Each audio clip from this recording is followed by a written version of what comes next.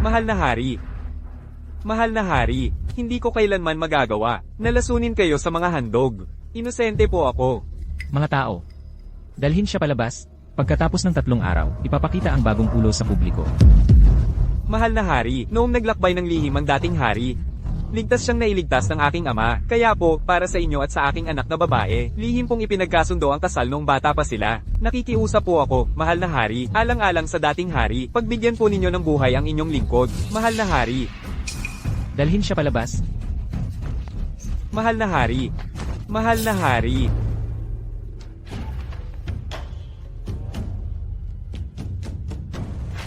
Ihanda niyo ako ng isang magara at maayos na damit. Pupunta ako agad sa pamilya Su. Dahil ang dating hari ang nagtakda ng kasunduan sa kasal. Lalo kung nais makita kung ang pangunahing anak na babae ng pamilya Su ay marunong rumespeto sa tao o hindi. Kung siya ba ay may asal at dignidad ng ina ng bayan. Karapat-dapat ba siyang maging dahilan para iligtas si Sudechang? Opo.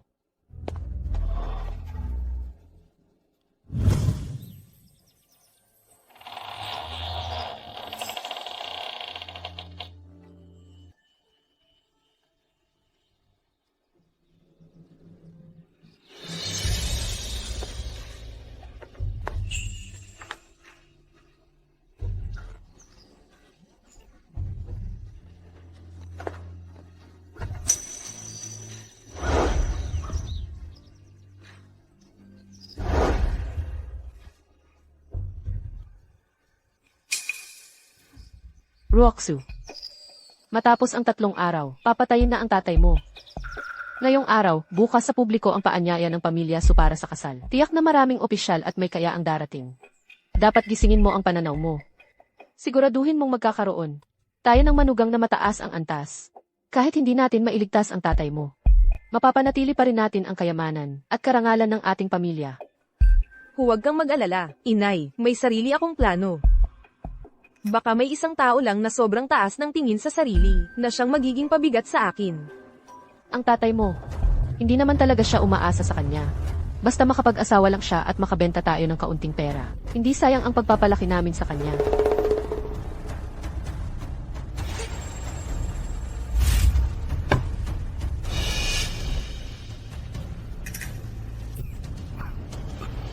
Mahal na hari, iyan ang inyong magiging asawa. Ang pangunahing anak na babae ng pamilya Su, si Suruoksue.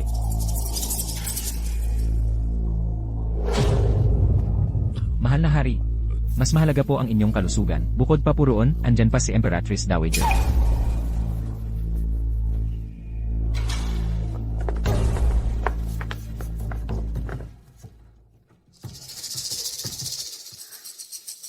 Itapon mo na.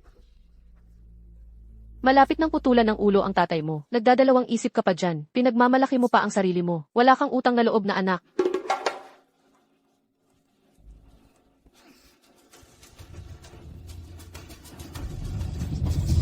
Sandali lang.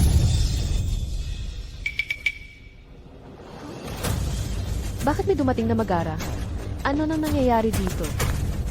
Ang pangunahing anak na babae ng pamilya Su, si Suruoksue, at ako. Matagal nang may kasunduan sa kasal.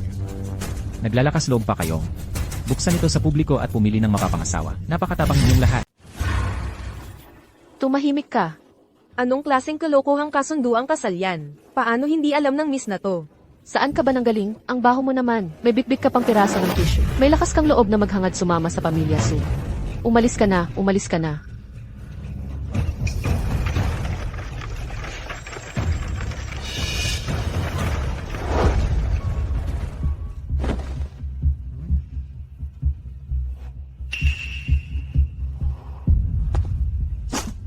Grabe, ang gwapo ah. Anak ng aling pamilya kaya yan? Tita. Ruesu, anong nangyayari dito?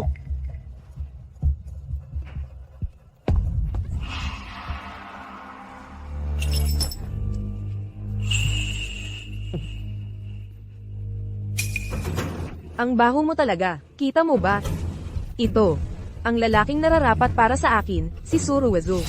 Ikaw, karapat-dapat ka ba? Kung gusto mo talaga magpakasal, sige lang. Pakisama mo na lang ang malas na iyan. Bagay sa isa't isa ang taong mabaho at ang di-lehitimong anak. Natural na magkapareha kayo. Baka hindi mo pa kayanin ang presyo, ha? Ito ay kasunduang kasal na itinakda pa mismo ng yumaong emperador. Kayo, gusto niyong sirain ang kasunduan sa harap ng lahat. Sa itsura mong yan, may karapatan kang ipakasal ng emperor. Si Zhou Gangzi ay anak ng mas mataas sa Department of Justice. Isang salita lang niya, palalayain na agad ang tatay ko. Sino ka ba sa buhay ko?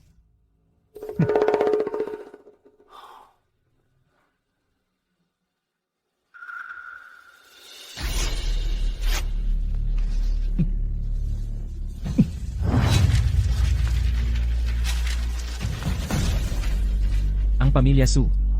Ang galing. Suruoksu, hindi ka bagay maging reyna. Sudetchang, pag naglakad ka na sa kabilang mundo, huwag mo sanang sisihin ang napakabuti mong anak, na siya pang sumira ng kinabukasan mo ng sariling kamay mo.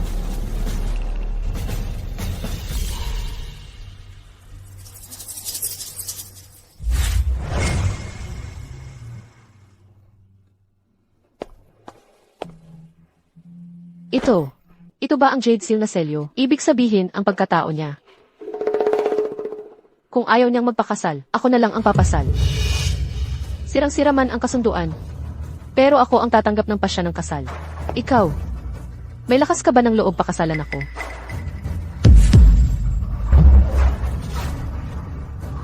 Ang pamilyang to, matagal ng bulok. Kaysa dito pa manatili, na mas mababa pa sa alagaing hayop ang tingin sa'yo. Mas mabuting sumama ka na lang sa lalaking to. Isugal mo na lahat.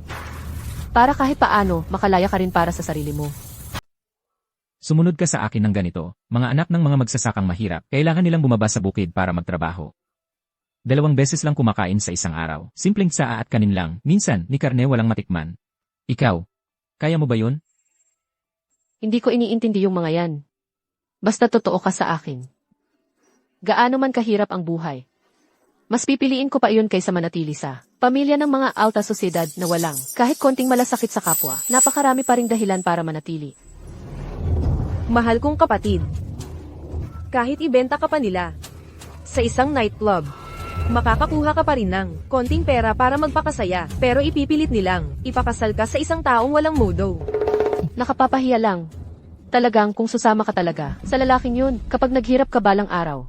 Huwag ka nang lumapit o bumalik sa pamilya Su. Handa ka bang sumama sa akin?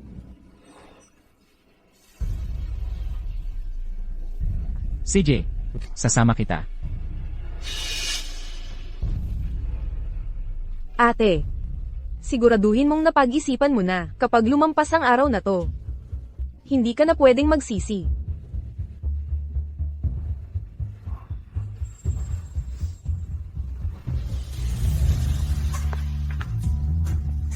Hoy, tigil ka muna dyan.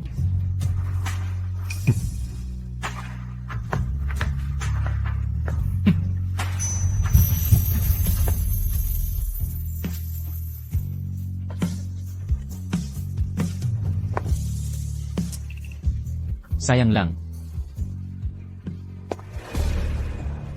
Ruoksu, talagang mapagmalaki kang anak ko. Buti na lang at may anak ang sekretary ng Department of Justice na magiging manugang natin. Tiyak na siya lang ang makapagsagip sa'yo. Pero yung tipong mahirap na probinsyano niya, kailanman walang mararating. Tiyakin niyong walang problema, tita. Bilang isang binata, papapasukin ko na si Ruezo sa bahay. Hihingi ako ng kapatawaran mula sa nakakataas. Personalin kong ipagsisiguradong ligtas ang buhay ni Tito.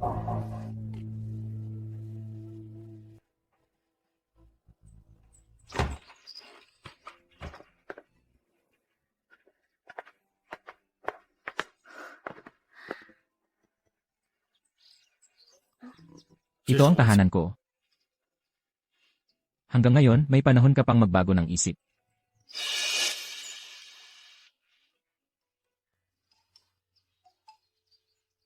Mahal, ito na ang bahay natin. Simula ngayon, sabay nating gawing, ayon sa mga pangarap natin ang lugar na to.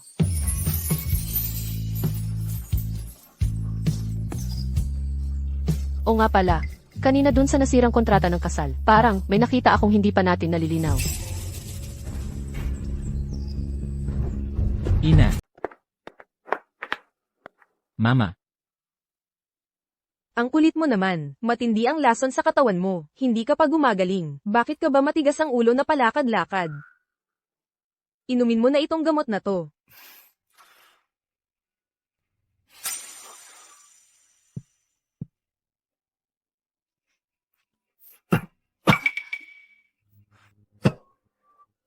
Mahal ko.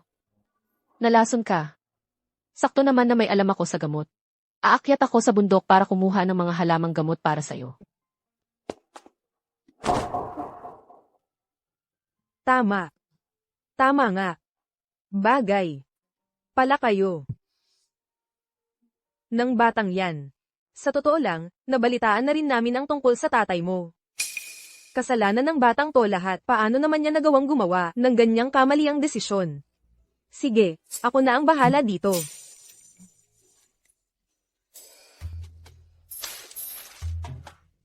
Siyaw lang. Tita. Napansin ko lang. Sa marriage contract may tatak ng Jade Seal. May kakilala ba kayo na matataas sa gobyerno? Pwede ba? Pwede niyo ba akong tulungan? Sa totoo lang, Kita mo na kanina, di ba? Walang-wala kami dito sa bahay. At saka, sakitin pa ako.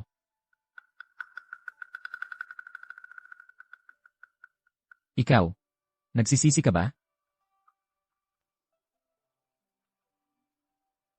Kasalanan ko rin kasi masyado akong naging gahaman. Nung nakita ko yung seal sa kontrata, inisip ko agad na subukan ang swerte ko. Nagpakasal ako sa'yo, hindi lang para mailigtas si Papa. Para na rin iligtas ko ang sarili ko.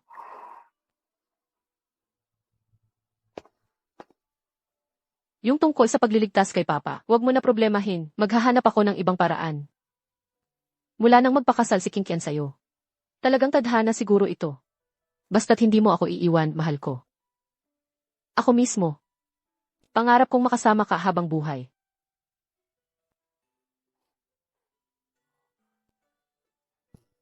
Sa totoo lang, Alam ng lahat ng tao na ako ang anak ng pamilya Su. Puro karangyaan at yaman. Pero hindi alam ng iba na mula nang mawala ang mama ko.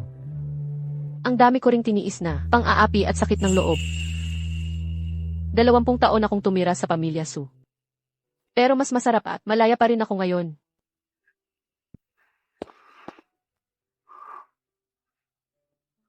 ayos. Napakakwento mo talagang anak ng Su family. Swerte nitong batang to at ikaw ang napangasawa niya. Ngayon, ikaw na ang kinikilalang asawa ng anak ng pamilya Xiao. Hindi ka naming hahayaan masaktan o mapahiya.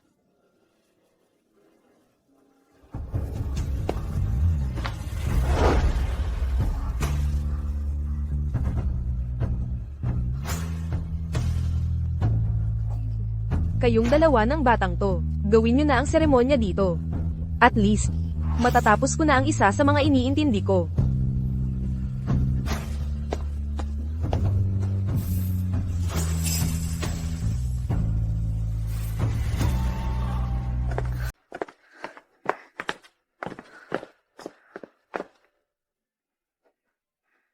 Ang lutuing ito, ang paraan ng pagluluto na to. Parang mga chef lang ng palasyo ang kayang gumawa nito. Jing Chen.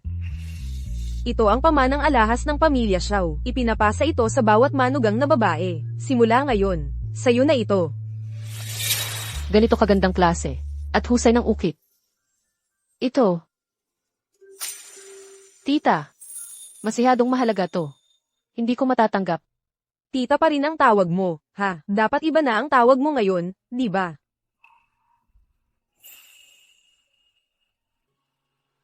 Ma,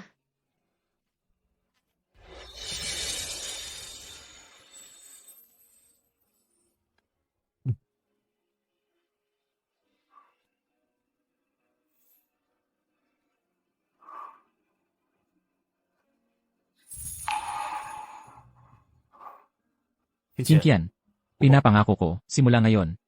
Hinding-hindi na kita pababayaan o paiyakin pa. Wala nang mangangahas na apihin ka kahit konti. mahal ko.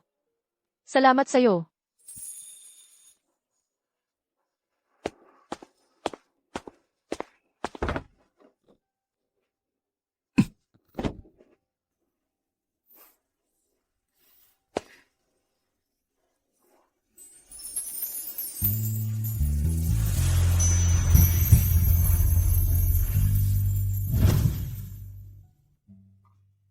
Ma. Ayokong isipin ni Kinkian na niloloko ko siya. Tungkol sa pagkatao ko, hanggat hindi kinakailangan, hindi ko dapat isiwalat. Dapat lang maparusahan si Sudechang. Pero alang-alang kay Kinkian, pwede ko siyang patawarin. Mas mabuti nga ganun. Desidido na ako. Si Qingchen ang magiging manugang ko, at magiging reyna ng Xiao. Ano nang pinag-uusapan niyo diyan? Pinaglabhan ko na lahat ng kumot at damit. At ipinagluto ko pa kayo ng almusal. Kainin niyo habang mainit pa.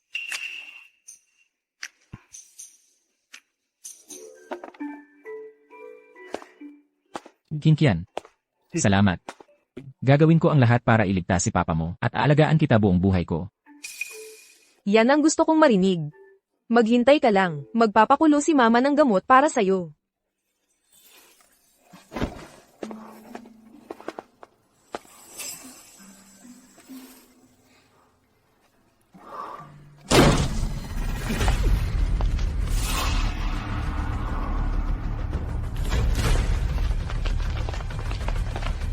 Lumayas kayo, hindi kayo welcome dito sa bahay namin. Yang baho ng mga taga-probinsya, pwede na lang sa iyo. Talagang ikaw lang ang natutuwa sa ganyang klaseng kalat. Kasalanan mo rin to, malas ka kasi. Pinilit mong pakasalan yung ganyang lalaki. Engaged pa yang si Kinkian kay Ruoksu. Paano siya mapapakasal kay Eng Eziu? Paano tutulungan ni Eng Eziu si papa mo? Kuripot kang bata ka. Kung gusto mong mabuhay, sumunod ka na lang at pirmahan mo ang annulment. Kung hindi, hindi ko naman ikakabahala kung patayin pa kita. Para tuloy na akong makapag-asawa kay Joe. Paghiwalay. Karapat-dapat ka ba? Ako na mismo ang magpapawalang bisa ng aming kasal. Tungkol sa usapin kay Sudechang. May sarili akong paraan dito. Iiwanan mo ako. Ikaw nga, ni pagkain hindi mo kayang bilhin. Anong karapatan mong liasan ako? Probinsya nung walang modo. Alam mo ba kung saan ang harap ng tanggapan ng katarungan? Nagpaplano ka pang magligtas ng tao? Sa susunod na buhay na lang, bibigyan kita ng 3 segundo. Pumirma ka na lang ng maayos. O kaya, pati itong bahay. At ikaw na rin, ipapahama ko ng sabay itong sinumpang buhay mo.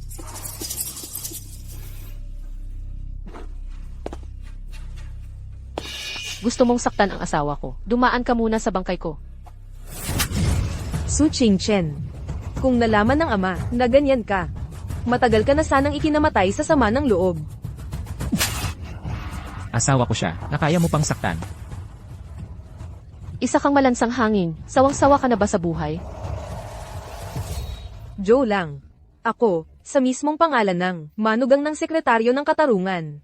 Pinabayaan mo pang, saktan ako ng isang hampas lupa. Parang sinampal mo ang buong pamilya, Joe. Malansang hangin. Hinahanap mo ang kamatayan. Dakpin siya. Opo.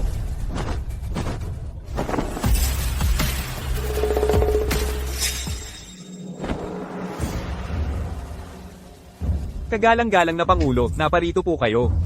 Sobrang parangalan po ako.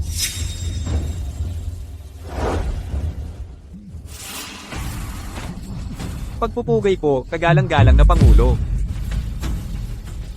Mahal na Pangulo.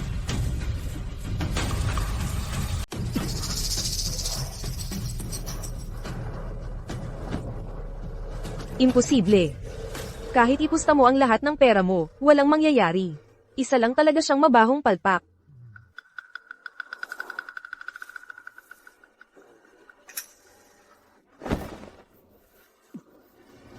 Tao lang ng mababang uri yan. Bulag ka ba? Aba, ikaw talagang mabaho ka. Naglalakas loob kang magkunwaring si mahal na hari. Bugbugin nyo ito. Kasama nitong tao na ta. Bugbugin nyo hanggang wala nang natira. Ang kapal ng mukha mo. Buksan mo ang mga mata mong bula. Tignan mabuti kung sino ako. Ako mismo ang hari. Ikaw na payat at na puro arte. Akala mo pa'y makakaligtas ka at susubukang iligtas yung babae? Isabit nyo silang dalawa, sa may pintuan, sa bubong ng kwarto. Ito na. Ang nagiging kapalit kapag kinalaban mo ako. Dalagang tagapagmana. Ginoo, may masama pong nangyari. Nauna po ang hatol kay Lolo. Ngayong tanghali na raw po siya ipapatupad. Ano? Ano ngayon kung ganun? Kahit bumagsak pa ang langit, Kailangan ko pa rin iligtas kayo. Joe lang. Unahin nating iligtas si tatay ko. Yang dalawang walang hiya na yan. Hindi ka dapat nahirapan para sa kanila. Putok baho kang kabayo. Malas mo at buhay ka pa ngayon. Pag nailigtas ko na si Bienan, sisiguraduhin kong mararanasan mo kung ano ang pakiramdam na parang mas mabuti pang mamatay kaysa mabuhay. Tara na.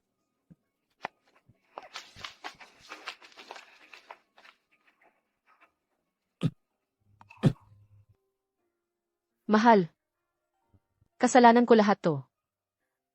Sana ay nagawa ko pa ng mas maayos. Kinkian. Hindi ikaw ang may kasalanan. Huwag kang matakot. Sasamahan kita sa pagpapatayan. Hindi magyayari kay tatay mo ang masama. Yung mga nangbuli sa'yo kanina, siguradong sila rin ang maghihirap.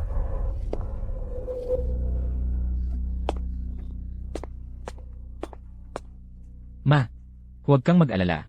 Ang importante ngayon, pumunta na tayo sa execution grounds. Natira pa sa katawan mo ang lason. Sige lang, pumunta ka na ng walang aalalahanin. Ako na ang bahala dito. Tara na.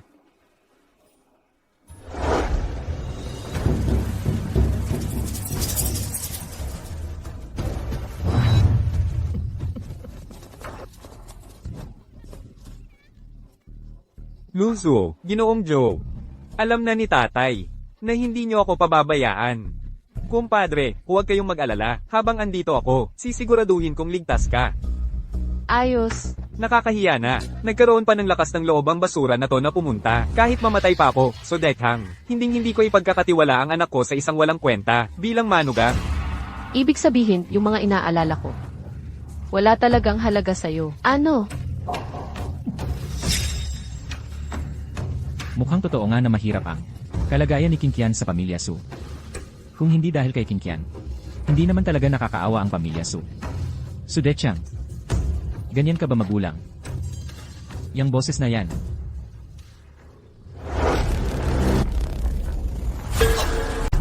Ikaw pala.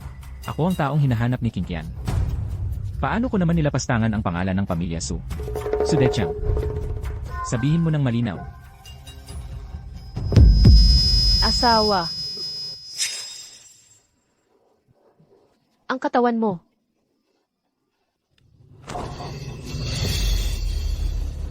Asawa.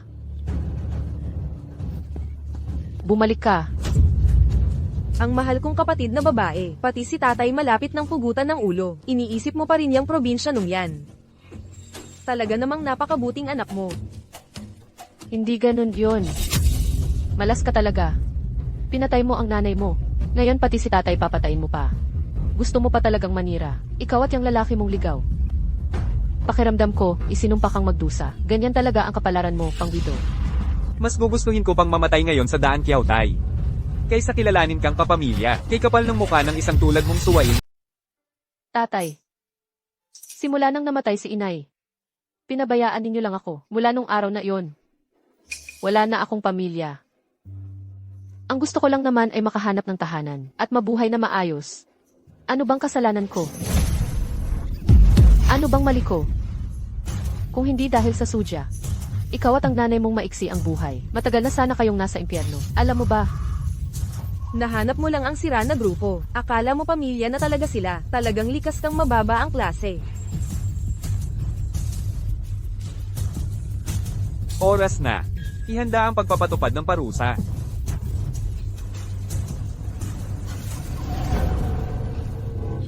Joe lang, ikaw na lang ang pag-asa para iligtas si tatay. Habang nandito ako, walang sino man ang makakasakit, kahit kay Titing, kay Ama.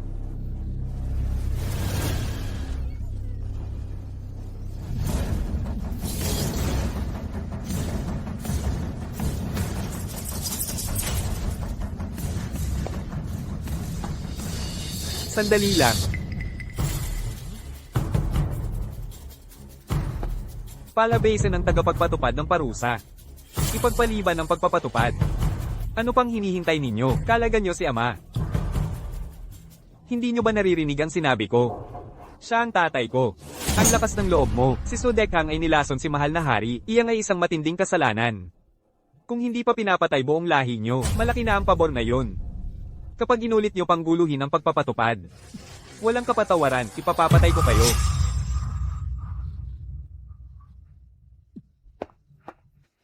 Kagalang-galang na opisyal. Maaari bang bigyan pa ng kaunting oras? Si tatay ay si Zhou Xiangshu mula sa kagawaran ng katarungan. Pwede ko po siyang pakiusapan. Naiakyat ito kay mahal na hari para humingi ng patawad. Pag nadala mo na, saka natin pag-usapan. Dalhin na yan.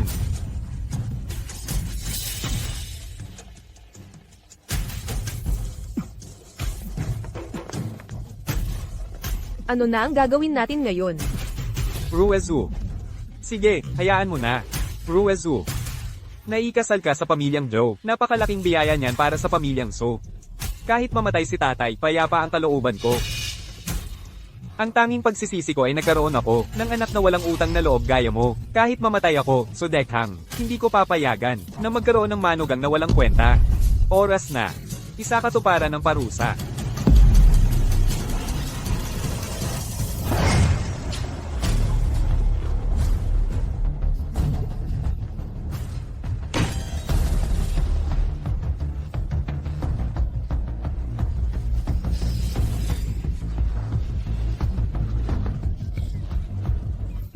Tatay. Narito na ang utos ng hari.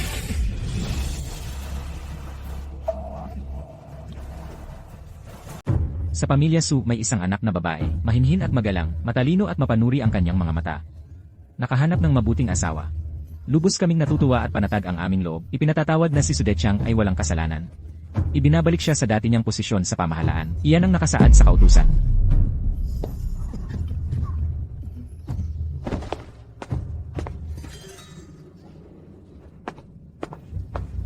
Kailangan pa bang itanong yan?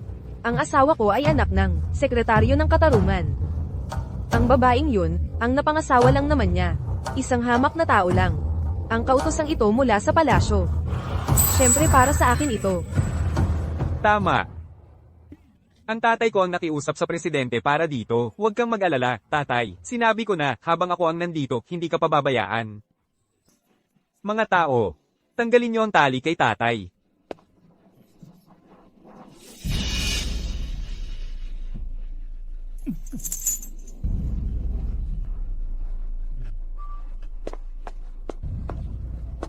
Ang laki ng utang na loob ko kay Zhou Gongzi, hindi ko malilimutan. So, tatay, ngayong sinabi na ng Pangulo, na mahusay kang magpalaki ng anak, bakit hindi na lang gawing doble ang kasiyahan? Ipagkaloob nyo na rin si Su Qingchen para maging asawa ko, maging isa sa aking mga asawa, para lalo pang magkadikit ang ating pamilya.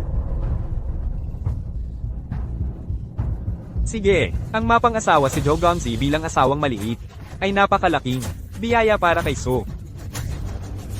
Kapag naging asawang maliit ka na ni Joe, tingnan natin kung paano ko ikaw pahihirapan.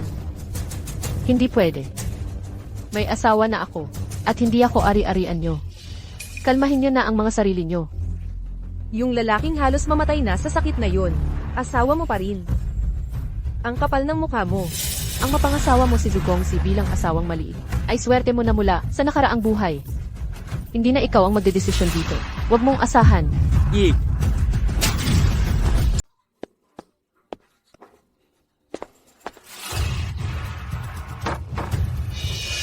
Hoy, kahit pilitin kita ngayon, kailangan kitang ipasok sa kama ni Zhou Gongzi. Ganoon dapat, kahit maging baboy ka sa bahay ni Joe lang.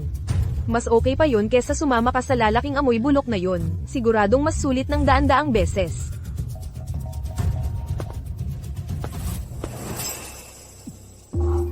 Akin to. Ibalik mo sa akin. Kahit mga gamit mula sa tindahan ng limos, ayaw mo pa rin, ano? Sige. Ikaw ang masusunod.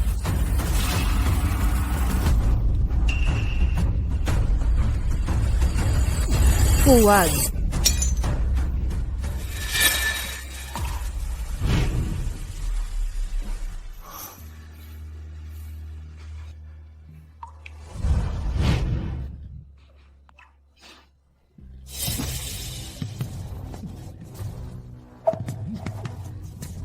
Hoy, ganda. Ano bang meron sa inutil na yon? Imbes na siya ang some Iris sa'yo, pabayaan mong si kuya na lang ang mag-alaga at magmahal sa'yo. Ikaw talaga. Pilit mo akong pinapainom kahit ayaw ko. Ako si Sukingkian. Kahit mamatay ako ngayon, hindi ako magpapatalo sa inyo.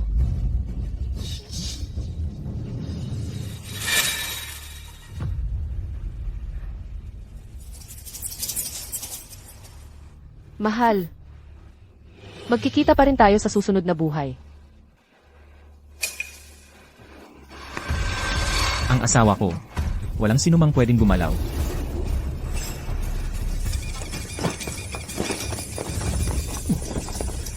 Sino ang may lakas ng loob na galawin ang asawa ko?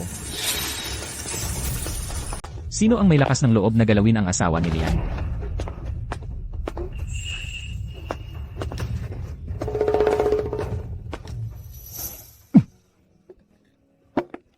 Kinkian, ayos ka lang ba? May salanggang opisyal, Su Dekhang. Malugod na tinatanggap ang kanyang kamahalan.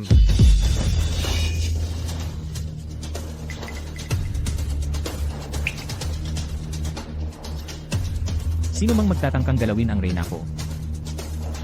Dapat pagdusahan ng libo-libong saksak, pati buong pamilya madadamay. Asawa ko. Ikaw pala talaga ang hari ng bansa ngayon. Kinkian, ginawa ko to para sa'yo dahil may mabigat akong dahilan. Tama. Ako nga, si Xiao Chengyuan. Ang tunay na emperador ng Xiao. Mali yata yan.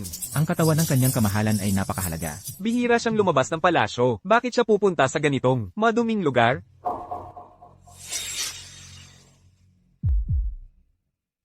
Ikaw na naman, mabahong tao.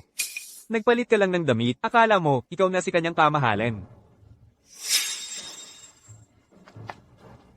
Ang mabahong tao, kahit anong gawin, ganun pa rin. Walang hiya. Magising ka na sa katotohanan. Ang lalaki mo, isa lang baliw na marunong umarte. Gusto mo talagang mamatay? Mga tao, dakpin ang sinumang, sumubok manakit sa asawa ko. At huwag patawarin, patayin agad. Ang lakas mong umasta. Hindi ka na lang nagpapanggap, nasasarapan ka pa yata. Bunso. Huwag mong sabihin na akala mo talaga na nagpakasal ka sa isang emperador. Kung gusto mo, magtingin ka sa salamin. Tingnan mo nga kung bagay ka ba. Kikiaw, emperador man yan o hindi. Ang mahalaga, masaya ako. Suwail na anak. Nakakahiya ka sa pamilya So. Sigurado akong may plano kayo ni Kikiaw. Kayo pareho, wala talagang magandang intensyon. Sudechang, ginawa ko lang ito bilang paggalang kay Kinkian. Kaya mismo akong nagbigay ng utos na patawarin ang buhay mo. Pero ngayon, wala kang pagsisisi. Sinuklian mo pa ng masama ang kabutihan. Dalhin siya. Ipakita sa publiko. Tao. Dalhin siya. Pagkalipas ng 3 araw, ipapakita ulit siya sa publiko. Eksaktong pareho ang ekspresyon. Pati boses niya, pareho din. Ikaw talaga ang emperador? Ikaw ba talaga si kagalang-galang? Impossible. Amain ko po. Nandito na ang kautusan na ipinakiusap ng tatay ko. Siguro ngayon. Katagalan ay nakikipagkita ang kagalang-galang kay tatay ko sa palasyo. Hindi posible na nandito siya. Ang bahong ito, napakahusay. Ginamit na niya dati ang panlilin lang na to laban sa akin. Huwag kang maniwala sa kanya. Tama talaga. Siya ang pinakawalang kwenta sa lahat ng mahihirap dito. Nakikitira pa siya sa masamang tirahan. Hindi pwede siyang maging kagalang-galang. Nakakainis. Muntik na nga akong malinlang. Nakakita na ako minsan, ng harapang taglay ng kagalang-galang. Talagang matalino at malakas ang kagalang-galang. Paano siya magiging isang katulad mong sakitin at walang kwenta? Nakakainis na mahirap lang ang tulad mo. Narinig mo ba? Sinong lakas ng loob na magkunwari bilang kagalang-galang? Tapos nagsasabi ka pang ililigtas mo si amain ko?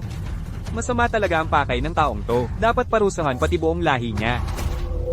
Alam mo, may mga tao talaga, kapag sobrang naghihirap, nagkakaroon ng kung ano-anong imahinasyon. Keling. Tumahimik ka na, asawa ko siya. Walang hiya ka. Ganyan ka na ba magsalita ngayon? Gusto mo bang maghimagsik? Anak ko yan, tinuturuan ko lang.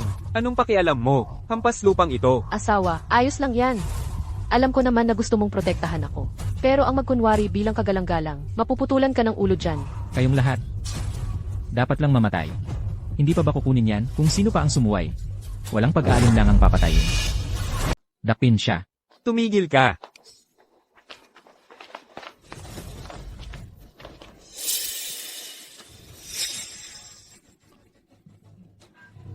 Binatang amo.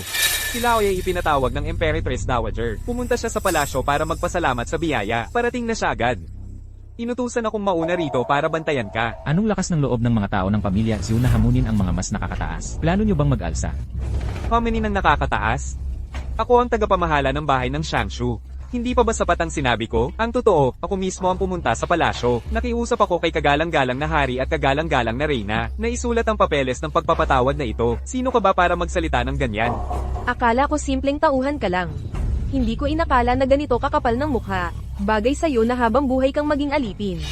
Ang baho mo?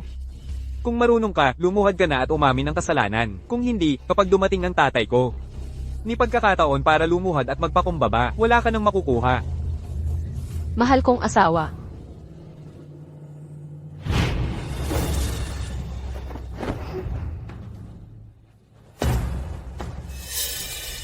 Tumayo ka na. Admiral Zhu. Ang mga gawain ng gobyerno ay pinamumunuan ng Emperatrice Dowager. 3 taon ka nang nasa Maynila. Ni minsan ay hindi mo pa ako nakita. Ayaw mo bang makita ngayon? Hindi po ako mangangahas, mahal na hari. Ang tanging hangad ko lang ay makatulong sa inyo. Maswerte na po ang pamilya ko ng 10 henerasyon kung ganun. Kapag dumating ang hangal na si Zuxian, sigurado kong pagsisisihan niyo to habang buhay. Mabaho kang kikyaw. Binigyan na kita ng pagkakataon. Pero dahil hindi mo pinahalagahan, ako na mismo, wala na akong ibang choice kundi patayin ka. Ipapasa kita kay mahal na hari, at wawasakin ang buong pamilya nyo. Wawasakin ang pamilya nyo. Pero baka naman hindi nyo kayanin yon. Magandang dilag. Kung matalino ka, sumunod ka na lang. Maging isa sa mga kabit ko. Baka maisipan ko pa. Kayong patawarin. Wala namang paki si Jorang. Kung may relasyon kayo ni Kikiao na to, ano pang hinihintay mo? Luhod na at magpasalamat ka. Ang pagiging aso ni Jorang, mas mainam pa sa piling ng Kima na to, 10,000 beses pa. Sobra ka na akong mang-apak. Impossible. Ang asawa ko. Simulat sa pool isa lang siksya o lang sa puso ko. Sabay kaming natutulog. Sabay din kaming mamamatay. Suwail na anak.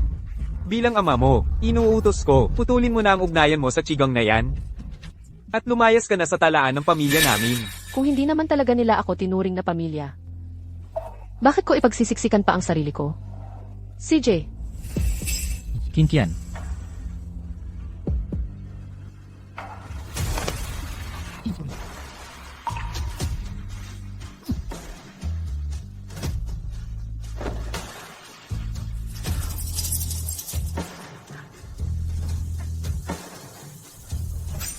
una, ibinabalik ko utang na loob ko sa pagpapalaki mo.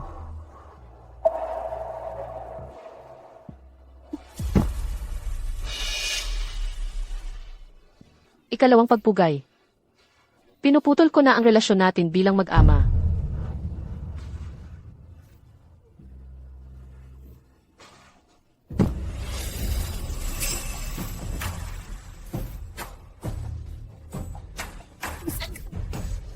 Ako si Su Qingqian. Pinuputol ko na ang lahat ng ugnayan ko sa pamilyang Su.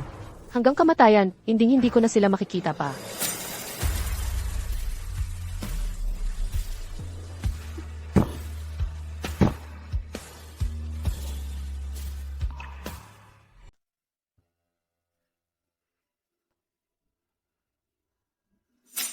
Ikaw, suwail na anak. Sa lahat ng taon na ito, nagpagod ako sa pamilya Su na parang alipin. Walang reklamo, walang pagod. Sa yuko kong ito, matagal nang naibalik ang lahat ng utang na loob. Simula ngayon, tayo'y may kanya-kanyang landas hanggang kamatayan. Ganun lang, 3 beses na yuko tapos na. Magyuko ka pa ng 10 beses. Para sa akin at kay Joe lang, magyuko ka hanggang masiyahan kami. Kung mahina ang tunog ng yuko mo, ipaparanas ko sa nobyo mong. Si Kikiao ang kapalit.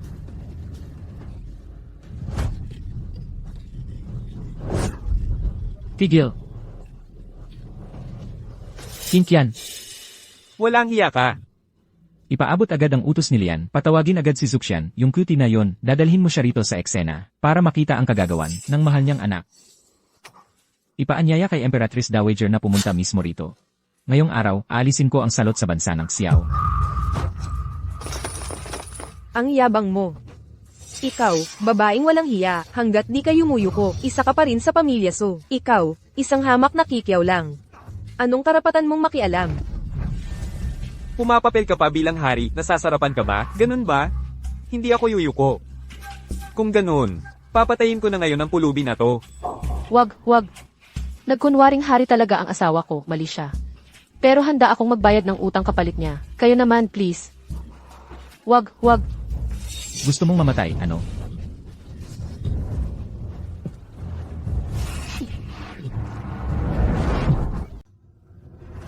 Qingqian, huwag kang mag-alala.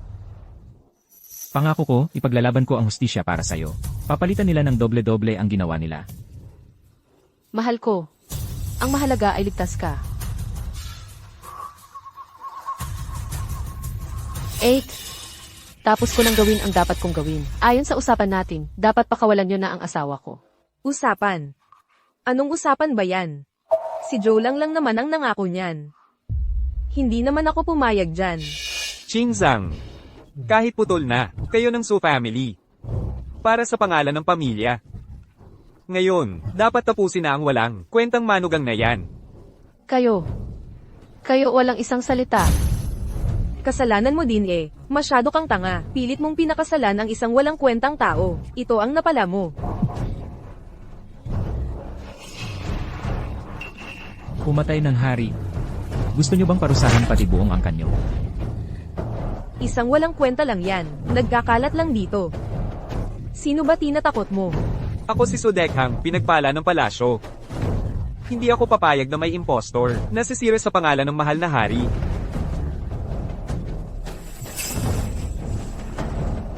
So good.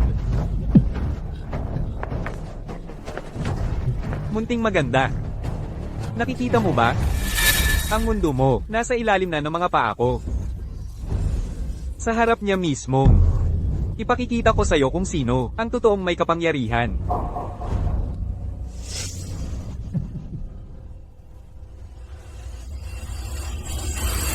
Tigil. Tigil na.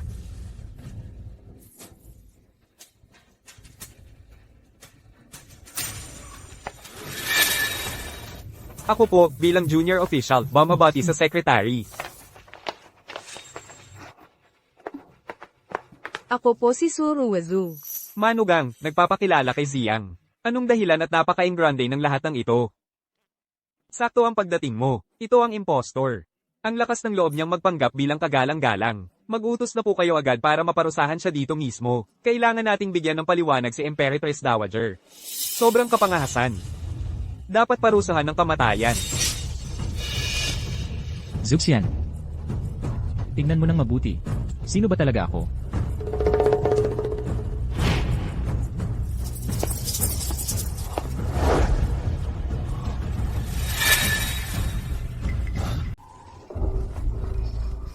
Gumagamit ka pa rin ng ganyang pakulo. Isa lang naman siyang sakitin at mahina. Hindi siya ang tunay na kagalang-galang. Tama ka. Huwag na huwag kayong magpapaloko sa kanya. Ang kapal ng mukha mo. Ang kagalang-galang ay bihirang lumabas, hindi nagpapakita sa madla. Paano mo nasisikmurang magkunwari? Isa pa. Ang kagalang-galang ay sobrang matikas. Paano magiging ikaw na ganyan? Walang silbi at walang kwenta. Itong kautusan. Paano mo ipapaliwanag? Itong kautusan, buhat mismo kay Tai Hao ni Anyang. Ako mismo ang nagpunta sa palasyo para hilingin tong biyayang ito. Anong pakialam mo rito? Hoy kayong mga tao. Narinig ba ninyo? Itong kautusan. Handog ito sa akin ni Tai Hao ni Anyang. Wala kayong karapatang tumanggap nito. Isang hamak na langgam lang kayo. Gusto pang mag-ambisyon maging kagalang-galang? Nakakatawa ka naman sobra. Zuxian. Ikaw, bilang isang sekretaryo ng Departamento ng Katarungan, ang tapang mong bastusin, ang emperador at emperatrice ng bansang Xiao. Kaya mo ba panindigan yan?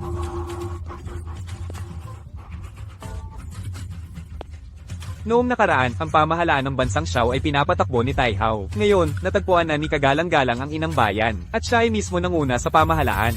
Ako, kahit hindi ganap na karapat-dapat, ay lubos na pinabura ni Tai Hao ni Ang Yang. Ako ngayon ang punong tagapayo sa gabinete. Katumbas ng tatlong pinakama-impluwensyang opisyal sa buong bayan. Maliban si Tai Hao at Kagalang-galang mismo ang humarap, sino ang makakagawa ng kahit ano laban sa akin?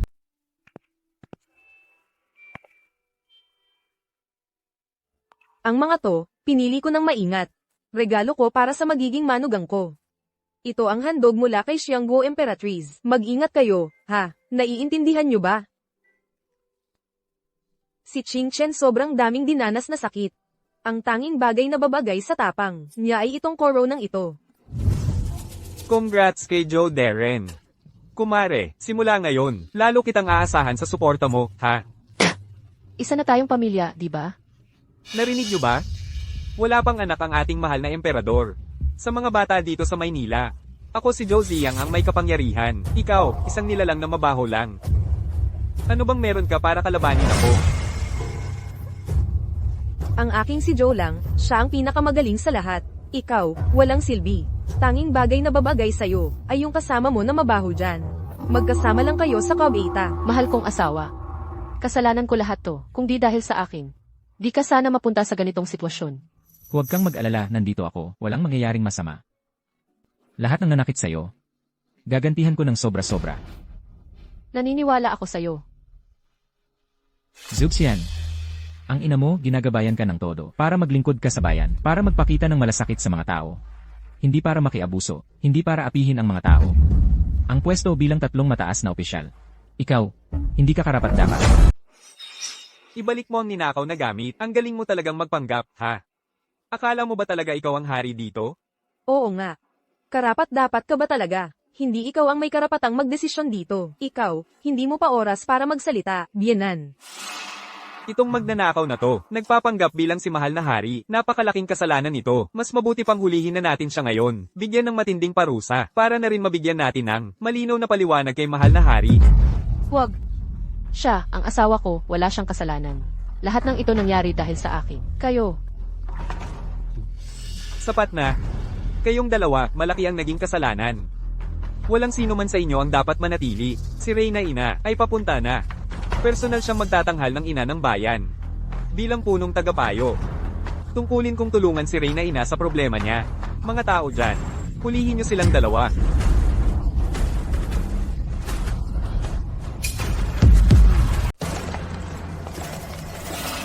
Pang Emperatress Dowager, si Diane Zaya at si Guomo ay nasa harap ng korte. May nangyari. Ano? Gusto ko ngang makita kung sino ang maglalakas loob na galawin ang manugang ko. Opo.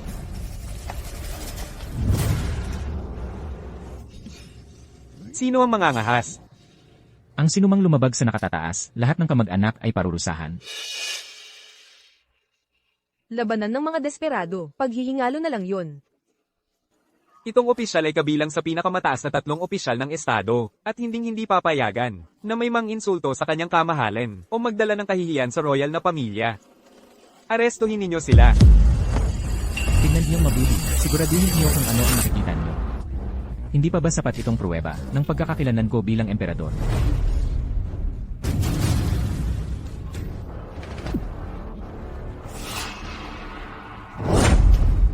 Dragon pattern na gintong utos. Sa bansang Xiao, si kanyang kamahalan lang ang may ganyang utos. Dragon pattern na gintong utos. Ibig bang sabihin? Siya nga ba talaga ang emperador? Ano, sino ba ang tinatakot mo dyan sa lumang token na yan? Kung totoo man talaga yan, bakit ngayon mo lang ipinapakita?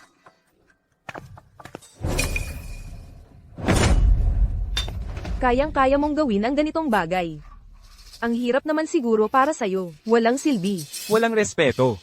Kung matigas pa rin ang ulo mo. Ngayon, gagawin ko na ang tama para sa pamilya. Lilinis ko ang dugo ng pamilya. Sige nga. Guard, pumasok kayo. Hulihin niyo siya kapag may tumanggi. Walang pag-aatubiling papatayin. Ayaw mong maging kabit ko. Eh di sumama ka na lang sa taong amoy baril na to. Sabay kayong bumaba sa impyerno. Kung alam mo lang noon, hindi na sana umabot sa ganito. Ngayon, huli na para magsisi. Mahal. Ikaw ang pinakasalan ko. Hindi kailanman nagsisi si Kinkian. Ito ang pinakatamang desisyon ko sa buong buhay ko. Kinkian,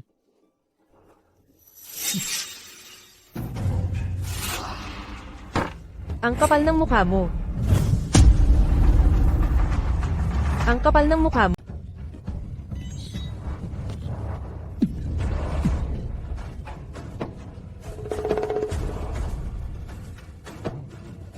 Nagbibigay galang po ako sa inang Emperatress. Nanay. Siya ang emperatrice.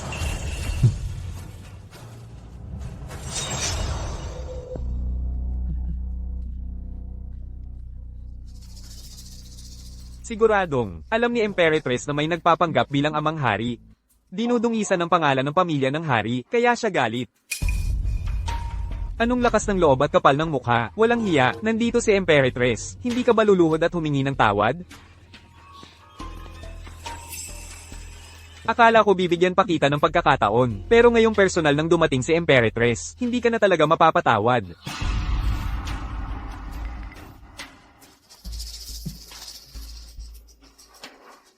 Huwag pong mag-alala, inang Emperatress. Bilang punong ministro ng gabinete, sisiguraduhin kong lilinisin ko ang ating pamilya para sa inyo, mga tao. Dalhin ang 2 traidor na yan. At ipataw dito mismo ang parusa. Tumigil ka.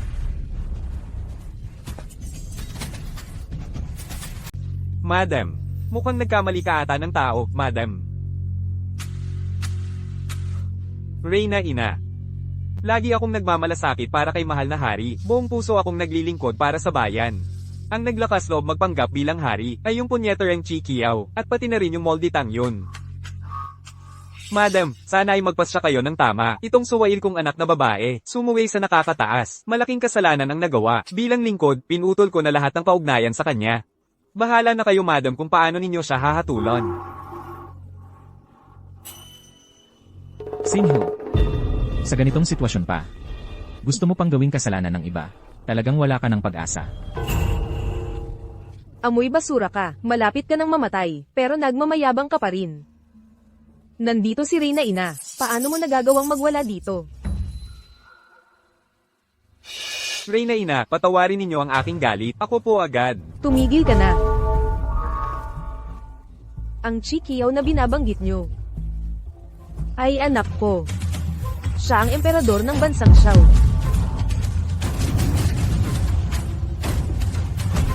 Ang tinatawag mong Moldita ay ang anak-anakan na personal kong pinili. Siya ang magiging reyna ng Xiao balang araw.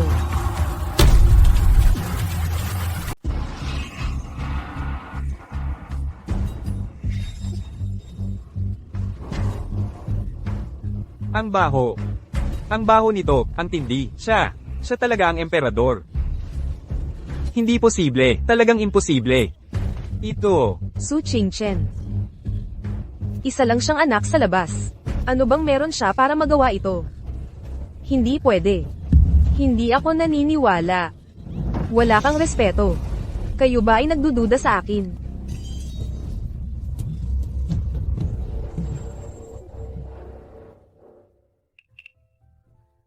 Mahal kong asawa. Kinkian. Patawarin mo ako sa pagtatago sa'yo. Gusto ko lang sanang maging isang ordinaryong tao at pakasalan ka. Magsasaka ang lalaki, maghabi ang babae. Kahit pa ako'y emperador, kahit anong nangyari. Ako pa rin ang Xiaolang mo habang buhay. Kahit magwakas ang mundo, hindi magbabago ang pagmamahal ko.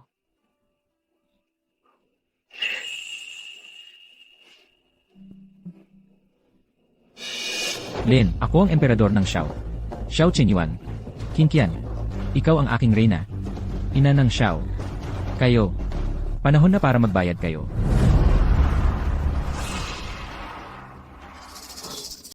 Mahal na hari, patawarin niyo po ako. Mahal na reyna, patawad po. Ang abang lingkod. Alipin po ako, wala po talaga akong alam, na kayo po pala ang mahal na hari. Kasalanan po lahat ng anak kong suwail na yan, na naglakas loob pang manlay sa mahal na hari. Kahit pagputol-putol niyo po siya ngayon, wala pong reklamo ang alipin. Mahal na hari, reyna. Inosente po ako. Dahil po yan sa taong iyon, tinukso po niya ako, ni minsan. Hindi po ako naglakas loob labanan ng mahal na hari. Anak ko. Si Ching Chen ay asawa ng anak natin. Hindi dapat siya tiniis ng kahit kaunting hirap. Kung ano ang dapat gawin, bahala ka na. Si Zuxian. Nang aabuso at tumutulong sa kasamaan, pinahirapan ang mga tao, hindi karapat dapat maging pangunahing opisyalis ng gabinete. Si Zhou Ziang. Kasabwat ng masasama. Laging gumagawa ng kasamaan. Hindi siya dapat kaawaan sa kanyang kamatayan. Simula ngayon, tinatanggalan ang lahat ng miyembro ng pamilya Zhu ng pwesto sa gobyerno. Binebenta ang lahat ng ari-arian ng pamilya. Lahat ng kamag-anak ipinatatapon sa malalayong lugar. Tao po, dalhin siya palabas. Opo. Mahal na hari. Nanay, anong gagawin natin? Ching Chen. Ayos lang, ako rin ang tatay mo. Humihingi ako ng tawad sa naging padalos-dalos ko. Patawarin mo ako. Pakiusap, alang-alang sa nanay mo. Pagbigyan mo muna ako ngayon. King Qian. Pamilya tayo, di ba? Pamilya tayo. Wala namang lumalumang galit sa pamilya. Ikaw na ang mas nakakaunawa. Huwag ka nang magtampo sa amin.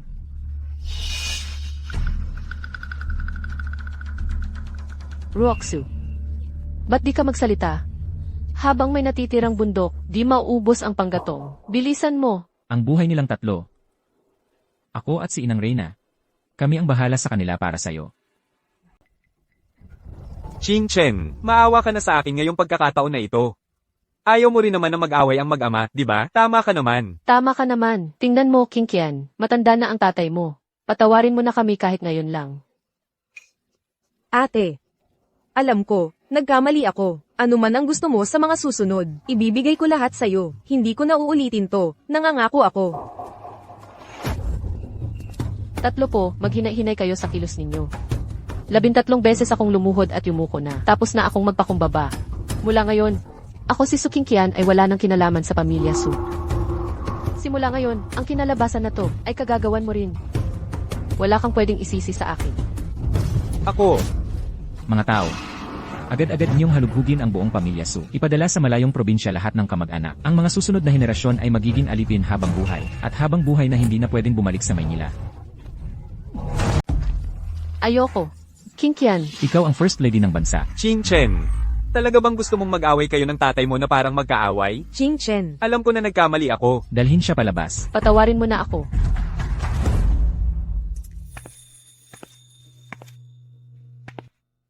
Ching Chen. Hindi ito kasalanan mo. Huwag mong masyadong sisihin ang sarili mo.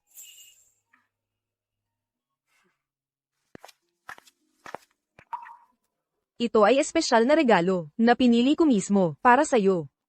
Isuot mo, ipakita mo kay mama. Salamat po mama sa pagmamahal ninyo. Pero para kay King Qian, hindi mahalaga ang mga ito. Basta makasama ko lang, ang asawa ko habang buhay. Kontento na si King Qian. Sige. Tunay nga na ikaw ang pinakanapiling manugang ng pamilya natin. Ching Chen. Ixuan.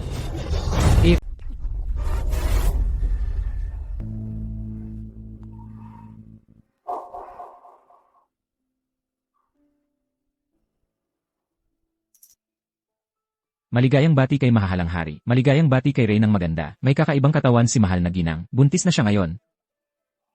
Totoo ba? 5 taon na. Sa wakas, may anak na lalaki na si mahalang hari. Hindi na ako makahintay. Gusto kong gawing Reyna, si King Qian agad-agad. Punong doktor. Mahina ang katawan ni Ching Chen. Kailangan mong tignan siyang mabuti. Maghanda ka pa ng ilang gamot para mapalakas ang katawan niya. Ang manugang ng Inang Reyna at ang apo ng hari, hindi dapat magkaproblema, kahit kaunti. Opo. Anak ng hari. Anak ng hari. Gusto rin ni Inang Reyna si Ching Chen. Pero ilang araw lang ang nakaraan. Si An Guifei. Nalaman na 3 buwan na siyang buntis, ang sanggol sa tiyan niya. Ang tunay na panganay ng hari. Ang totoo, si An Guifei ay anak ng punong ministro. Matagal nang may ugnayan ang pamilya An at Zhou. Ang Zhou na bagong natuklasan ngayon, kung magkakagulo pa kayo ng pamilya An. Baka, mayanig pa ang pundasyon ng bansa. Inang Reyna, may plano na ako. Nung pinili ang anak na babae ng pamilya An bilang consort, Talagang napilitan lang kami noon, pero ang pagiging ina ng bansa ng Xiangguo, si Qingqian lang ang nararapat. Pagkatapos ng isang araw, ipapahayag ko ito sa buong bayan. Mahal na consort, kailangan mo nang inumin ang gamot pampalaglag. Mahal na consort, maawa po kayo. Su Qingchen. Isang anak lang ng kabit. Walang kapangyarihan, walang posisyon. Hindi lang niya pinahamak ang tiyo kong si Zhou Xian, pati na ang pinsan kong si Zhou Ziyang na ipinatapon. Gusto pang maging ina ng bansa. Ano bang karapatan niya? Mahal na consort, ang babaeng iyon, ni hindi siya karapat-dapat ikumpara sa inyo. Baka nga, may ginamit siyang sikreto at maruming paraan, para mabigani ang mahal na emperador. Hintayin lang ninyong magsawa ang emperador. Kayo pa rin ang may kapangyarihan dito sa palasyo.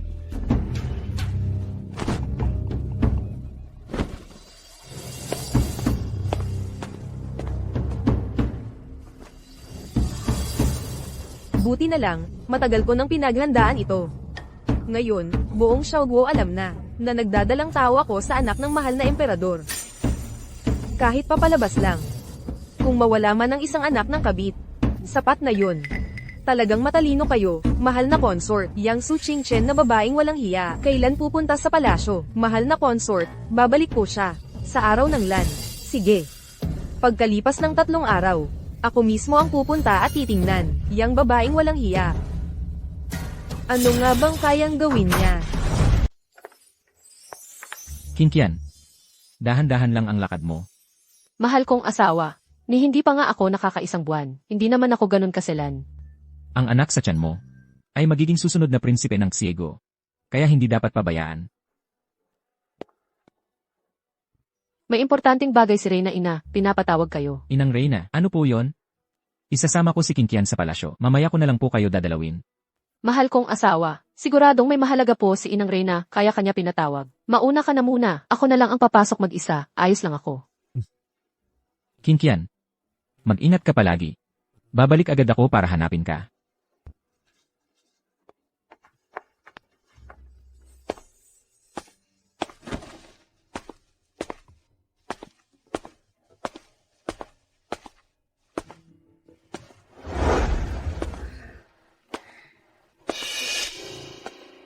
Ang anak sa labas ng pamilya Su, si Su Qingchen.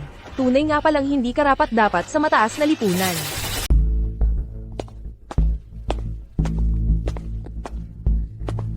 Hindi ko alam kung sino itong ate na ito. Ang lakas ng loob mo.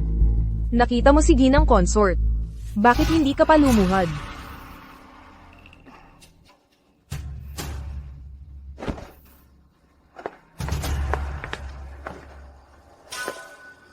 Su Qingchen. Isang ordinaryong anak lang, mababa ang katayuan. Na nakapasok ka sa palasyo na ito, bunga lang yan ng kabutihang loob ng mga ninuno mo. Ano pang karapatan mo, na magpanggap na kapantay ng consort at mga kapatid? Qingqian, nagbigay galang. Nagbigay galang kay Ginang consort. Talagang hindi ka bagay dito. Para lang makapasok sa pintuang ito. Ginamit mo na siguro ang mga mabababang paraan, hindi ba? Ate, nagbibiro ka naman. Totoong nagmamahalan kami ng aking asawa. Tumigil ka. Kapag nagsalita ang consort, hindi ka dapat sumagot. Talagang hamak ka lang. May lakas kang magkunwari rito sa harap ng consort, mukhang kailangan. Turuan ka ng maayos. Ang mga alituntunin dito sa palasyo. Kakapasok ko lang dito. Ayokong makipagtalo. Pero huwag mo nang pagurin. Sige ng consort sa ganitong bagay. Kakapasok mo lang sa palasyo. May lakas kang magsalita ng ganito. Mukhang kailangan talagang turuan ka ng tamang asal. Anong gusto mong mangyari, Niang? Ang mga patakaran ko. Kailangan nakaluhod ka habang nakikinig. Kung hindi mo gagawin, umalis ka na lang dito sa palasyo. Dahil hindi ka karapat-dapat. Pasensya na. Ang hinihingi mo, hindi ko kayang gawin. At saka, wala ka rin naman karapatan. Napilitin akong gawin yan. Ang yabang mo. Ang among Niang ko ay nag-iisang anak ng Cheng Xiang. At siya rin ang pinakapaboritong consort ng emperador sa buong palasyo. Siya ang may kapangyarihan. Pagpasok mo dito sa palasyo, kapag sinabi kong tumayo ka, doon ka lang pwedeng tumayo. Kapag sinabi kong lumuhad ka, dapat mo akong luhuran. Hindi ako luluhod. At hindi rin ako luluhod kailanman. Kahit paluhod o hindi, Wala ka sa posisyon magsabi niyan. Kakapasok mo lang dito sa palasyo, ang emperador, hindi ka pa nga sinamahan ng personal papasok. Kanino mo nakuha ang tapang? Nasuwayin ako rito sa palasyo, ngayong araw. Kahit pa anong dahilan mo, kailangan mo pa ring lumuhad sa harap ko. Hindi pwede. Hindi ako pwedeng lumuhod. Dahil buntis na ako sa anak ng emperador. Dahil nagdadalang tao na ako sa anak ni kanyang kamahalan.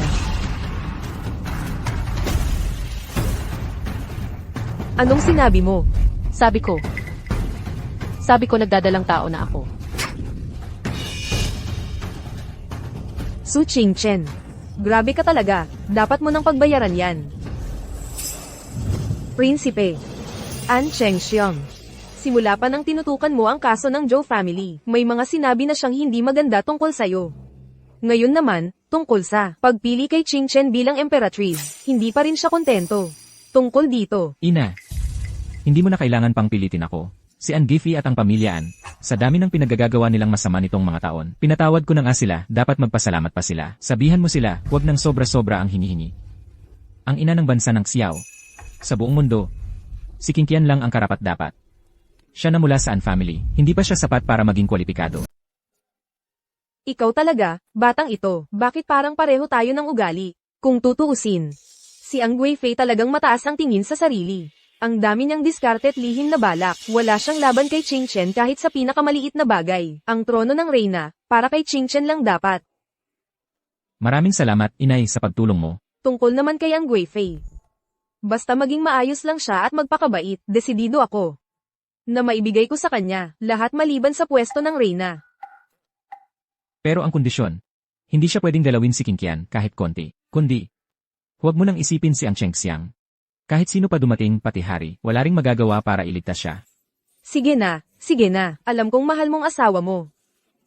Sasamahan kita, para dalawin ang mabait kong manugang.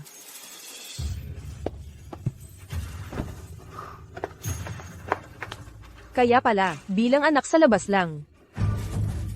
Dahil sa'yo, napahamak ang pamilya ni Tito, nawala sa kanila ang posisyon at titulo. Buong angkan na ipalayas. Yun pala, sa tiyan mo pa lang, may dinadala ka na palang anak.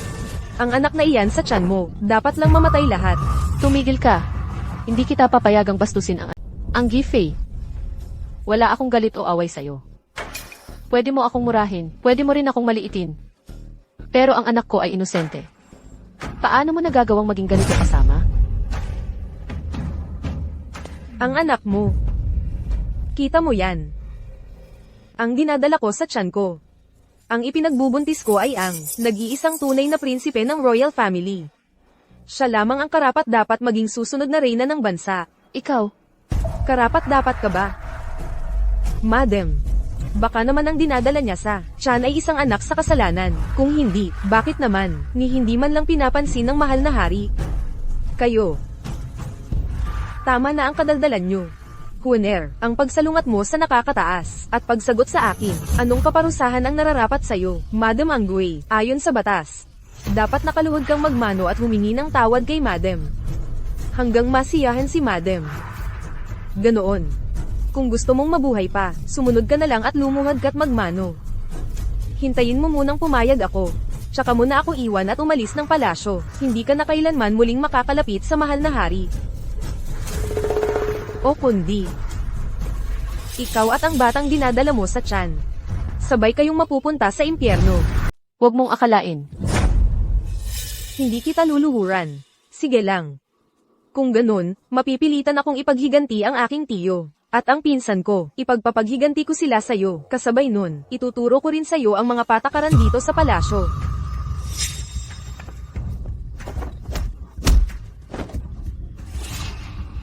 Ang anak ko,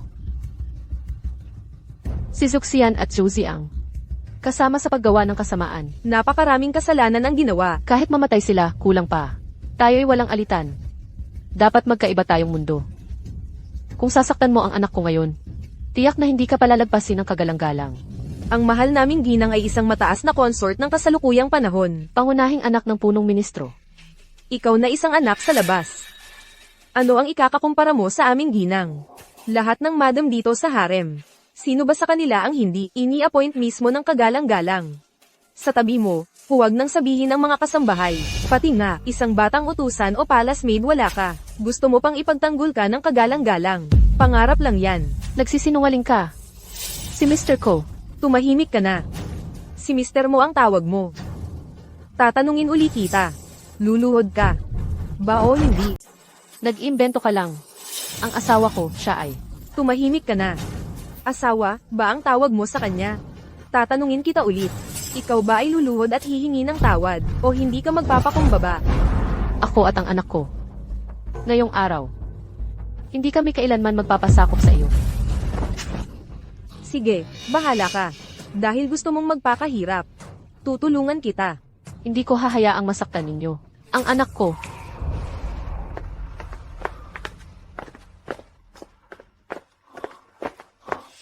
Nasaan si Kinkian? Huwag kang mag-alala. Nasa palasyo to. Ano namang masama ang mangyayari sa kanya?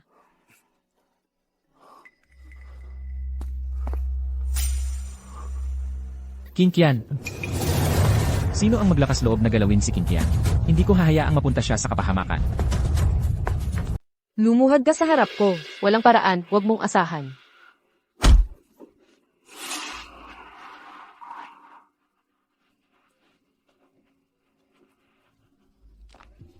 Gusto mo bang mamatay? Lumayo ka sa akin. Sinabi ko na huwag kang lumuhad. Pinapakita mong ikaw pa ang malinis. Tatapusin kita. Anak ko ito. Huwag ninyong galawin ang anak ko. Huwag ninyong galawin ang anak ko. Mahal na consort, kahit hindi ka paborito, buntis ka pa rin sa anak ng hari. 1. Anak ng hari. Mas bagay na tawagin siyang anak ng kasalanan. Mababa lang ang pinagmulan ng babaeng ito. Hindi siya karapat-dapat magsilang ng anak ng hari. Anak ng dragon. Mas tama sigurong sabihing anak sa kasalanan. Ang babaeng ito, mababa ang katayuan. Hindi siya karapat-dapat manganak ng anak ng hari. Ako rin naman ay, ginagawa ko ito para kay Ginang at kay mahal na hari, upang linisin ang dugo ng pamilya ng hari. Pero, ang tatay ko ay kasalukuyang punong ministro.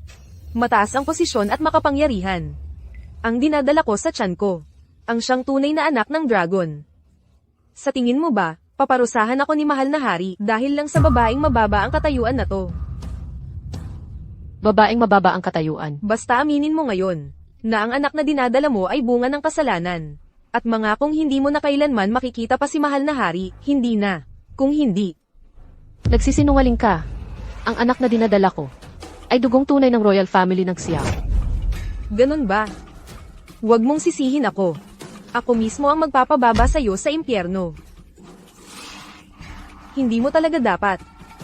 Kailanman hindi mo sana dinadala ang anak ng mahal na hari, ikaw itong gustong makipagpatayan. Mahal kong asawa. Kahit mamatay ako, ipoprotektahan ko pa rin ang anak natin. Tama na. Tumigil ka. Kinkian.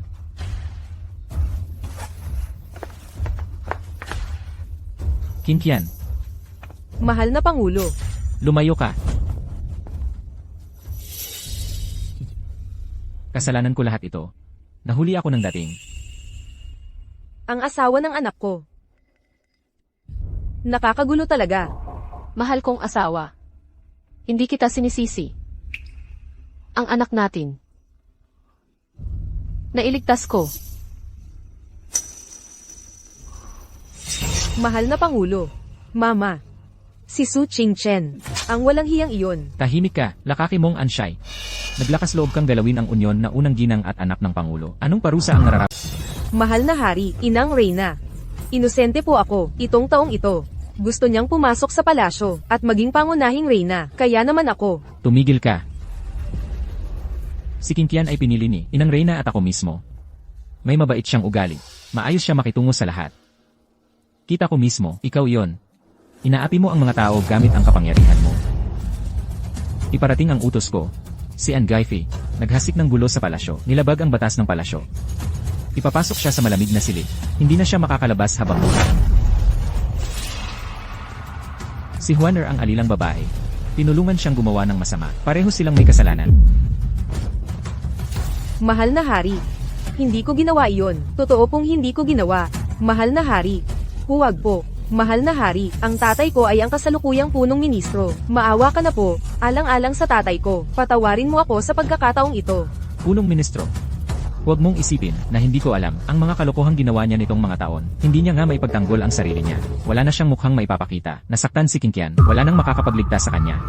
Huwag mong isipin na hindi ko alam ang dami niyang ginawa nitong mga taon na puro kalokohan. Ni sarili niya, hindi niya nga kayang protektahan. May mukha pa ba siyang ipakita? Nasaktan pa si Qingqian. Walang sinuman ang makapagliligtas sa kanya. Hindi ganyan yun. Hindi ba't hindi naman ganun? Ang taong hindi mahalaga, paano mangyayari yun? Ako ang tunay na anak ng Chancellor. Ako ang dapat, ang kasalukuyang consort. Ang trono bilang ina ng bansa, alam ko na akin iyon. Inay. Hindi ganun. Maniwala ka sa akin. Wala akong ginawa. Si Su Qingchen ang may gawa. Tumigil ka na. Huwag mo na akong tawaging inay. Ikaw, bilang isang consort, dapat malawak ang isipan mo. Maging huwaran ng lahat ng kababaihan sa bansa. Pero ikaw, napakakitid ng isip. Ang alam mo lang ay makipagkompetensya at magselos. Sobrang sama ng ugali mo. Anong karapatan mong maging consort? Ipatawag agad ang court doctor.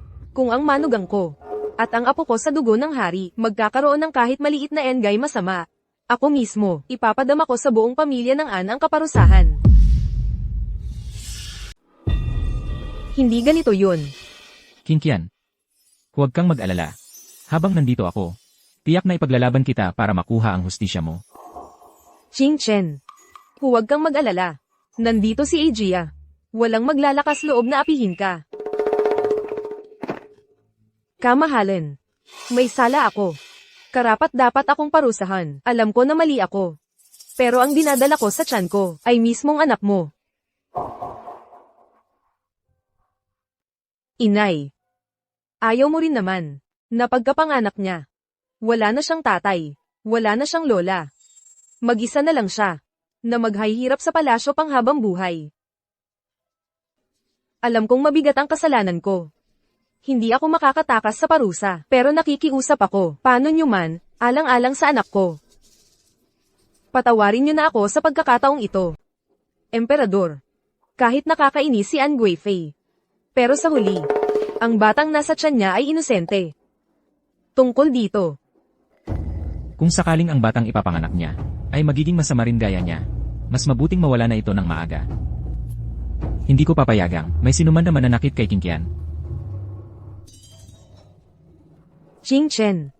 8. Ina ng bansa, aminado talaga akong nagkamali ako. Pakiusap, alang-alang sa anak ko. Pagbigyan mo na ako ngayong pagkakataon. Pareho naman tayong mga ina. Ilagay mo naman ang sarili mo sa sitwasyon ko. Ayaw mo rin naman siguro na ang anak ko, pagkapanganak pa lang, wala ng tatay, wala pang nanay, at walang masasandalan, di ba? Kahit paano, ang batang nasa tiyan niya ay anak ng asawa ko. Paano ko naman hahayaang pabayaan yon? Tumayo ka na muna.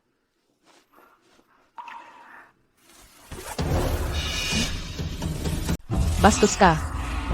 Hintayin mong malampasan ko itong pagsubok. Sisiguraduhin kung ang buhay mo ay magiging mas masahol pa sa kamatayan. Sige na nga. Kung ganun ang sabi ni Qingchen. Itong bagay na to. Kapatid. Anong nangyari?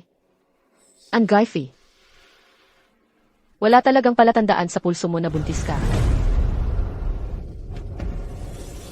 Hindi ka buntis, tama ba?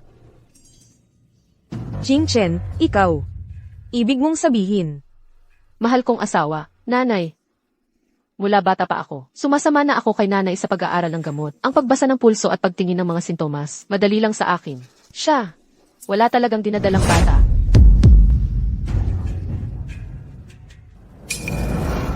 An Guifei. Itong bagay na to, ano ang paliwanag mo? Hindi ka talaga buntis. Lahat ng ito, ikaw lang ang may gawa at nagkunwari, hindi ba? Sabihin mo. Mahal na hari, inang reyna. Hindi ko alam kung ano ang sinasabi ng kapatid. Ang Guifei. Ang bagay na ito, Anong paliwanag mo dito? Ni hindi ka naman talaga nagdadalang tao. Lahat ng ito, ikaw lang ang gumawa at pinlano. Tama ba? Sige nga, magsalita ka. Mahal na hari, Inang Reyna. Wala po akong alam sa sinasabi ng kapatid ko. Kapatid, Huwag kang mag-alala, simula ngayon, hanggang sa lumaki ang anak ko, siguradong hindi makikipag-agawan ng anak ko sa anak mo. Sa trono ng prinsipe, nakikiusap ako sa'yo, bigyan mo naman ng pagkakataon mabuhay ang anak ko. Nagmamakowa ako sa'yo. Ang kapal ng mukha mo, ibig mong sabihin, inaakusahan mong nagsisinungaling si King Qian tungkol sa'yo. Alam mo ba, kung anong mangyayari kapag linlangin mo ang hari at reyna ina? Mahal na hari, nakalimutan nyo na ba?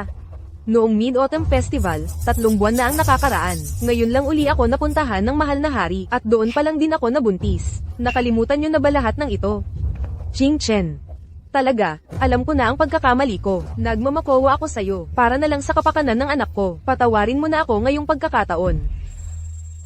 asawa ko. Totoo ba ito o hindi? Ipatawag na lang natin ang pinakamataas na doktor para malaman ang... Tama. Tawagin agad ang doktor ng palasyo. Dito mismo siya magdidiagnose. Malalaman agad ang totoo. Jing Chen. Naniniwala ako sa'yo. An Guifei, kung talagang may anak ng emperador sa sinapupunan mo.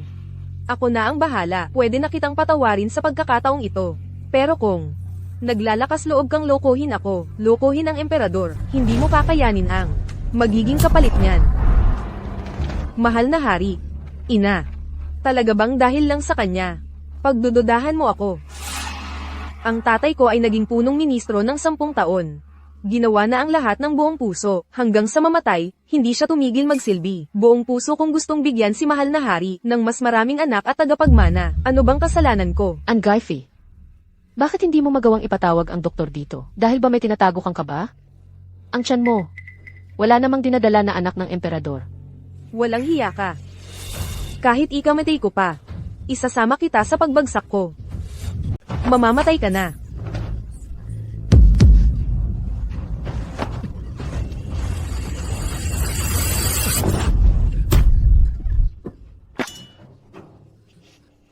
Masamang babae. Paano mo ipapaliwanag yan? Tama lang yan. Tao. Iparating ang utos ng Reyna Ina. Itapon ng among ito at ang alila niya sa silid lamig, habang buhay na hindi sila makakalabas.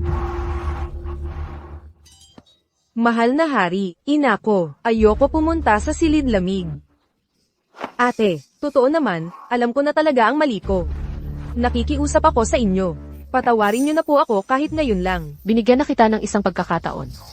Pero hindi mo dapat ako niloko. Lalong hindi mo dapat sinaktan ang anak ko. Sarili mong desisyon yan. Kung anong itinanim mo, siya rin ang aanihin mo. Wala kang dapat sisihin kundi ang sarili mo. Ikaw mismo ang pumili ng landas mo. Ano man ang itinanim mo, iyan din ang aanihin mo. Wala kang dapat sisihin kundi sarili mo.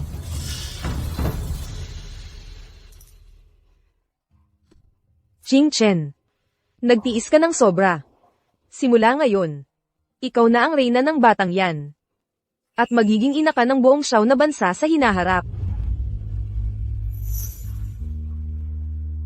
King Qian. Nangangako ako. Habang nabubuhay ako, hindi kita hahayaang magdusa.